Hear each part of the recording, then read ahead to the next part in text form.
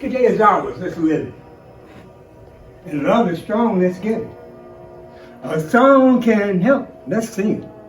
And peace is dear, let's bring it. The past is gone, don't rue it.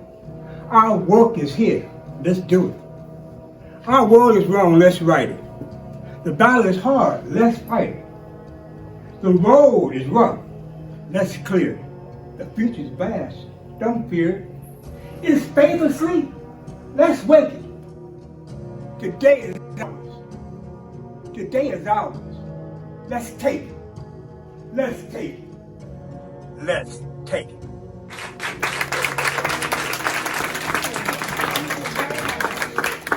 When I think about the younger generation and like taking the leap or being willing to take these big chances at volunteering, I always say a lot of times the question that I get is, how does it affect you career-wise? How did it affect you financially, right? We live in a society where money dictates a lot.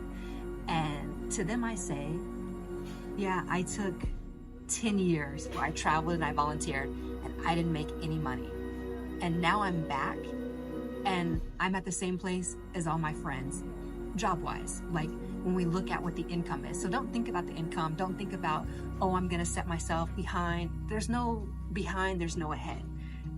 I think that you'll always get to where you wanna go. There's no way that volunteering does not enrich your life, does not make your life better, and does not give you more opportunities. So because I had those 10 years of traveling, living with people from different countries, learning different languages, now that I'm having a stable job here in the US, I have skills that I wouldn't have had otherwise. And so that's how I was able to be overseas for 10 years, come back, and still come at the same level as my friends that have stayed in the US this whole time.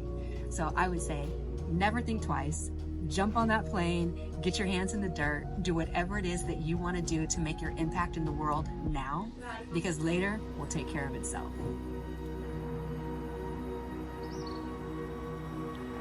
My name is Jessica. So I am a previous volunteer at Richmond Vale Academy. I was there in 2007. But prior to that, I had my first volunteer experience in Africa. That was in 2004.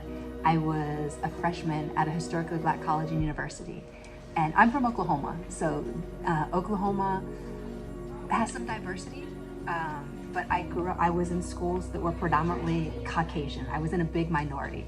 And when I got to the HBCU, a historically Black college and university, it was a whole different world. To just look around, my professors were African American. It just really got me in touch with my past, with my roots. I had this strong desire to go to Africa.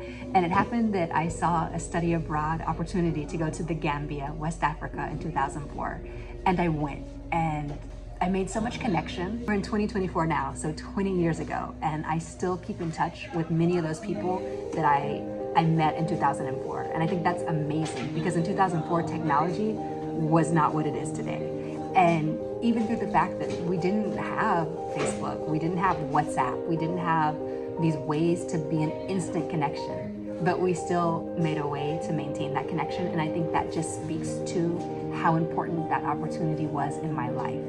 And once I lived that, being an 18-year-old that was able to go with not much life experience, not much world experience, and quite young, and to navigate this type of connection and opportunity, when I graduated, I was like, I'm doing that again. I have to get back to Africa. There's a difference I can make. There's a reason I have to go. And that just really propelled my whole life of volunteering. What inspires me now? You know, it's funny, oftentimes I think back, I think we have, as humans, we have this inner guide that lets us know when we're in alignment, what's taking us where we need to go. But sometimes it gets fuzzy. Sometimes we have doubt and we're thinking, our voice of fear starts to speak, we start to question ourselves, we start to wonder, is it really me, is it not? And I always think back to 2007. I had been accepted to the Peace Corps, a very good organization. It had a lot of stability, a lot of opportunity, and it would have taken me to Africa to be able to volunteer in Africa. And then I discovered Richmond Vale Academy, which was quite the opposite. The Peace Corps paid for my airfare, paid for my health insurance, would have paid for my college university when I returned. It was a government agency. It was very safe and stable, but also took me to Africa and gave me the opportunity to learn and grow.